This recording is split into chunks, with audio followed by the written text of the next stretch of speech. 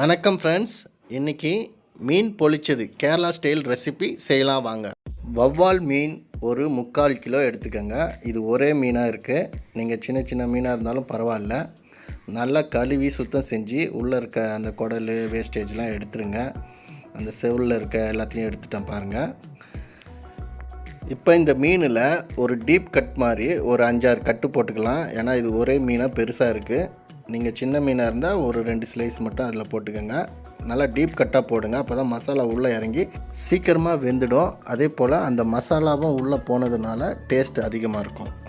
இந்த pomfret fish கேரளாவில் ரொம்ப ஃபேமஸ்ஸு. அதிகமாக இந்த மீனை தான் எல்லாருக்கும் பிடிக்கும். இதை வச்சு நிறைய டிஷ் பண்ணுவாங்க. அதில் ரொம்ப சிறப்பான டிஷ் இந்த மீன் பொளிச்சது ரெசிபி தான். அதனால் இதை நீங்கள் கண்டிப்பாக செய்யுங்க.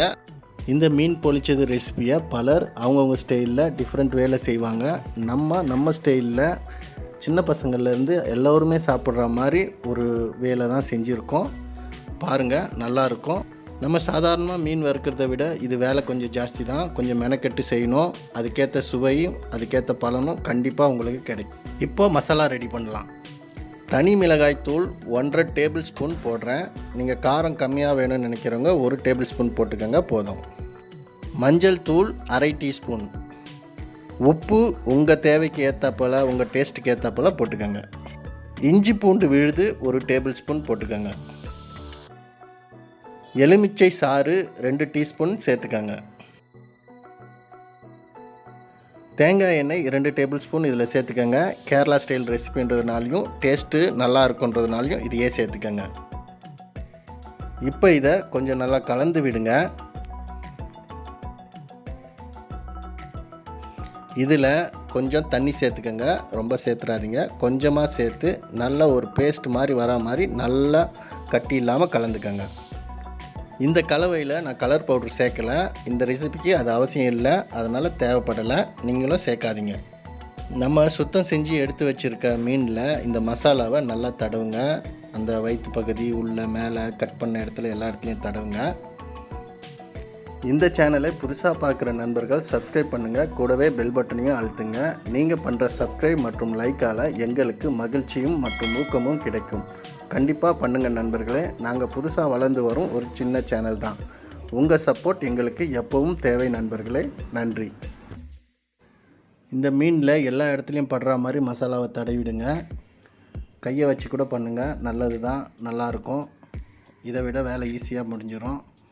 இந்த மீனில் மசாலாவை நல்லா தடவின பிறகு ஒரு 15 நிமிஷம் அப்படியே வச்சுடுங்க. அது பாட்டுக்கு ஊறட்டும். நம்ம அடுத்த வேலை என்னன்னு பார்க்கலாம்.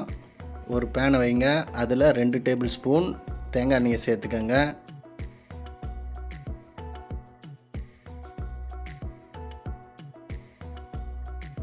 அரை முடி தேங்காய் எடுத்து நல்லா திருவிக்கங்க. திருவ முடியாதவங்க மிக்சியில் ஒரு ஓட்டி இந்த மாதிரி பொடிசாக பண்ணிக்கோங்க. நான் ஸ்லைசரில் வச்சு இந்த மாதிரி பொடிசாக சீவியிருக்கேன். இப்படி பண்ணால் இன்னும் கொஞ்சம் கிறிஸ்பியாக இருக்கும். அந்த தேங்காய் சாப்பிடும்போது கடைசியில் டாப்பிங்ஸ் பண்ணுவோம், சூப்பராக இருக்கும். இந்த தேங்காய் எண்ணெயில் இந்த தேங்காவை நல்லா வருங்க, பொன்னிறமாக ஆகட்டும். கூடவே கருவேப்பிலை கொஞ்சம் சேர்த்துக்கோங்க. அதோட மனமும் இன்னும் சூப்பராக இருக்கும். இது கூடவே நம்ம மிளகுத்தூள் 1 டீஸ்பூன் சேர்த்துக்கலாம். இந்த 3ம் சேர்ந்தது உங்கள் வீடே மணக்கும். அந்த அளவுக்கு ஒரு நறுமணம் கிடைக்கும். நல்ல கோல்டன் ஃப்ரை, நல்ல செவக்க வறுத்துருங்க. ஒன்றோட ஒன்று ஒட்டக்கூடாது. இந்த மாதிரி செஞ்சு எடுத்து வச்சுக்கோங்க.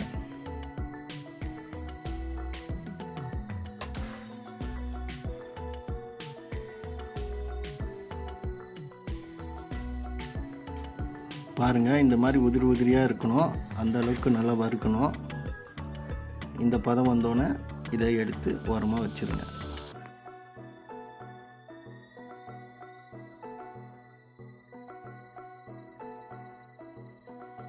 அதே பேனை அடுப்பில் திருப்பி வைங்க. அதில் 2 டேபிள் ஸ்பூன் குக்கிங் ஆயில் சேர்த்துக்கோங்க. உங்களுக்கு பிடிச்ச ஆயில் இந்த தடவை சேர்த்துக்கலாம். அது கூடவே சின்ன வெங்காயம் 150 கிராம், ஒரு 10 பல்லு பூண்டு சேர்த்துக்கோங்க. இதை நல்லா வதக்குங்க. இந்த டிஷ்ஷுக்கு இந்த சின்ன வெங்காயம் தான் ருசி தரும். அதனால் பெரிய வெங்காயம் சேர்க்காதீங்க. கூடவே தக்காளி ஒரு 100 கிராம், 3 பச்சை மிளகாய், சின்னதாக இருந்தால் 3, பெருசாக இருந்தால் 2, இந்த அளவில் சேர்த்துக்கோங்க. இதை நல்லா வதக்குங்க.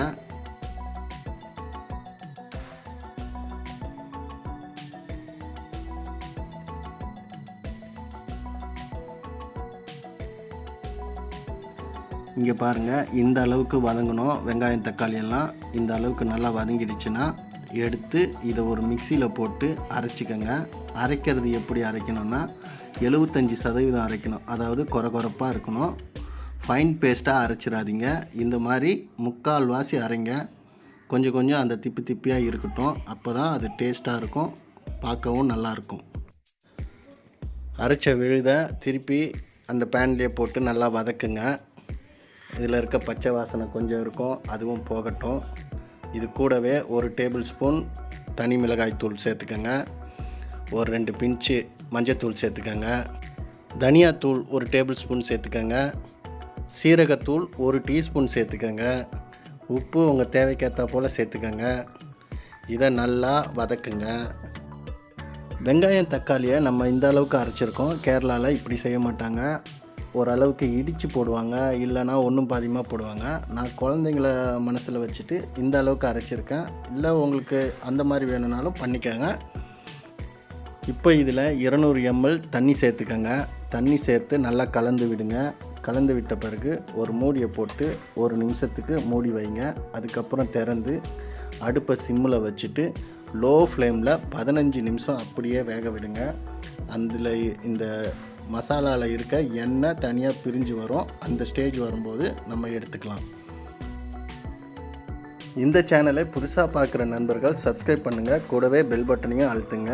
நீங்கள் பண்ணுற சப்ஸ்கிரைப் மற்றும் லைக்கால் எங்களுக்கு மகிழ்ச்சியும் மற்றும் ஊக்கமும் கிடைக்கும். கண்டிப்பாக பண்ணுங்கள் நண்பர்களே. நாங்கள் புதுசாக வளர்ந்து வரும் ஒரு சின்ன சேனல் தான். உங்கள் சப்போர்ட் எங்களுக்கு எப்பவும் தேவை நண்பர்களே. நன்றி. இப்போ பாருங்கள், எண்ணெய் தனியாக பிரிஞ்சு வந்துடுச்சு. இந்த பதம் போதும், எடுத்து தனியாக வச்சுக்கோங்க. திருப்பி ஒரு பேன் வைங்க. அதில் 100 ml தேங்காய் எண்ணெயை சேர்த்துக்கோங்க. நம்ம மசாலா போட்டு எடுத்து வச்சுருக்க மீனை அதில் வைங்க. வச்ச பிறகு அப்படியே ஒரு 30 செகண்டுக்கு விட்டுருங்க. எதுவும் பண்ணாதீங்க. 30 செகண்ட் கழித்து அந்த மீனை லேசாக நகர்த்தி விடுங்க. அப்போ தான் அந்த தோல் பிச்சுக்காமல் மசாலா அந்த மீன்லேயே ஒட்டியிருக்கும். அதனால் ஒரு பக்கத்துக்கு 3 நிமிஷம் இதே மாதிரி பண்ணுங்கள். திருப்பி போடும்போது அதே மாதிரி 3 நிமிஷம் பண்ணுங்கள். பண்ணிவிட்டு இந்த மீன் ரெடி ஆகிடும், எடுத்துக்கலாம். நம்ம இந்த மீனை ஃப்ரை பண்ணும்போதும் அடுப்பு லோ ஃப்ளேம்லேயே தான் இருக்கணும். மீனை திருப்பி போட்ட பிறகு கொஞ்சம் ஆயிலை மேலே ஊற்றுங்க, பார்க்க நல்லாயிருக்கும். நான் முதல்லே சொன்ன மாதிரி இந்த ரெசிபி செய்ய கொஞ்சம் மெனக்கெட்டு செய்யணும், கொஞ்சம் நேரமும் அதிகமாகும். ஆனால் கடைசியில் நீங்கள் செஞ்சு மற்றவங்க சாப்பிடும்போது, நீங்கள் சாப்பிடும்போது அதோட டேஸ்ட்டு எல்லாரையும் வாவ்னு சொல்ல வைக்கும், சூப்பர்னு சொல்ல வைக்கும். அந்த பாராட்டை கேட்கும்போது செஞ்சவங்களுக்கு இந்த கஷ்டமெல்லாம் மறைஞ்சி அப்படியே நீங்கள் மிதக்க ஆரம்பிச்சிருவீங்க. பெரிய மீனாக இருந்தால் இன்னும் கொஞ்சம் கஷ்டமாக தான் இருக்கும். பரவாயில்ல, பார்த்துக்கலாம் வாங்க. வாழை இலையை எடுத்து இந்த மாதிரி நெருப்பில் வாட்டி எடுங்க. உங்கள் மீன் சைஸ்க்கு ஏற்ற போல் வாழை இலை எடுத்துக்கோங்க. பெருசாக இருந்தால் பெருசு, சின்னதாக இருந்தால் சின்னது. ஏன் இப்படி நெருப்பில் வாட்டி எடுக்கிறோம் அப்படின்னா, மீனை வச்சு மடிக்கும்போது கரெக்டாக மடிஞ்சு கிளியாமல், வாழை இலை கிளியாமல் வரும். ரெண்டாவது, இந்த வாழை இலையை வதக்கும் போது இதிலேருந்து ஒரு ஃப்ளேவர், நல்ல ஃப்ளேவர் கிடைக்கும். நம்ம அதை மூடி வச்சு வேக விடும்போது இந்த வாழை இலையோட ஃப்ளேவரும் அந்த மீனில் சேர்றதுனால ஒரு ட்ரெடிஷ்னல் டேஸ்ட் கிடைக்கும். இந்த வாழை இலையில் கொஞ்சம் தேங்காய் எண்ணெயை ஊற்றி தேய்ச்சிக்கங்க. இது ஆப்ஷனல் தான், வேணான்னா ஸ்கிப் பண்ணிவிடுங்க.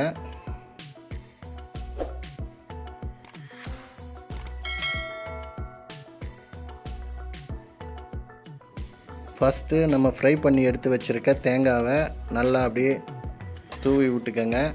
ஏன்னா மீனை இது மேலே வைக்க போகிறோம். பாட்டமுக்கு ஃபஸ்ட்டு லேயராக இருக்கும். ரெண்டாவது, அந்த மசாலா பேஸ்ட் எடுத்து மேலே அப்படியே பரவி விடுங்க. இது செகண்ட் லேயராக இருக்கும். இதுக்கு மேலே நம்ம மீனை வைக்கலாம்.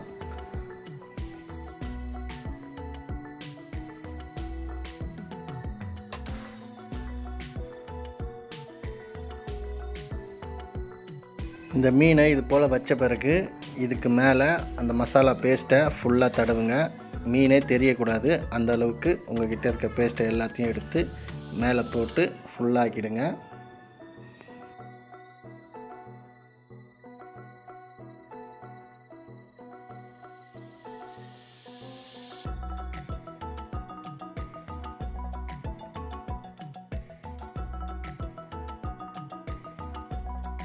பாருங்கள், மீன் தெரியாத அளவுக்கு மசாலாவை தடவியாச்சு.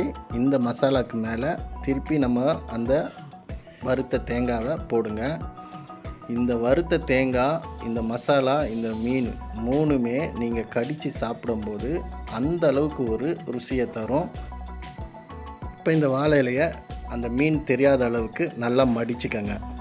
மடித்து அந்த வாழை நாரை வச்சே கட்டுங்க. வாழை நார் கிடைக்காதவங்க ஒரு கயிறு வச்சு கூட கட்டிக்கோங்க.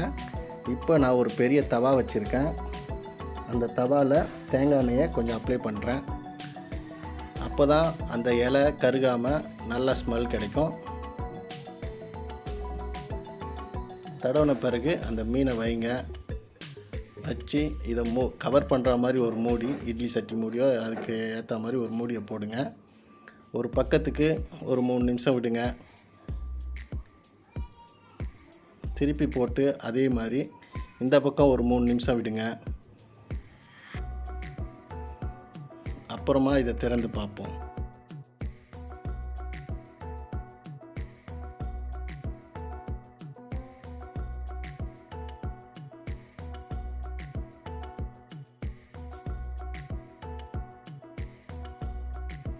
வாங்க திறந்து பார்க்கலாம் எப்படி இருக்குன்னு.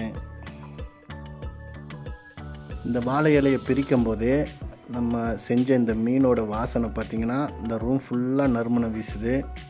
உடனே சாப்பிட்ணுன்னு தோணுது. இருந்தாலும் உங்களுக்கெல்லாம் காட்டணும். அதுக்கப்புறமா அதை என்ன பண்ணணுன்னு உங்களுக்கே தெரியும். எங்கள் வீட்டில் வெயிட்டிங்கில் இருக்காங்க. பிரிக்கும் போதே எல்லாம் சுற்றி நிற்கிறாங்க. அவ்வளோதான் ஃப்ரெண்ட்ஸ், சூப்பராக ரெடி ஆகிடுச்சு. கேரளா ஸ்டைல் மீன் பொழிச்சது அல்லது கறி மீன் பொழிச்சதுன்னு கூட சொல்லலாம். வாங்க டேஸ்ட் எப்படி இருக்குன்னு கொஞ்சம் சாப்பிட்டு பார்க்கலாம். மீன் பாருங்கள் எவ்வளோ ஜூஸியாக உள்ளே இருக்குது. மேலே அந்த கோகோனட் மசாலா க்ரன்ச்சியாக இருக்குது. சாப்பிட்டு பார்த்து சொல்கிறேன். இதை சாப்பிட்டு பார்த்து சொல்லணுன்னு அவசியம் இல்லை. பார்த்தா உங்களுக்கே தெரியும் இது எவ்வளோ டேஸ்ட் இருக்குன்னு. செம்ம super top notch recipe.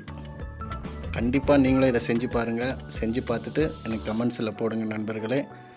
Subscribe பண்ணாதவங்க தயவு செஞ்சு சப்ஸ்கிரைப் பண்ணுங்கள். நன்றி, வணக்கம்.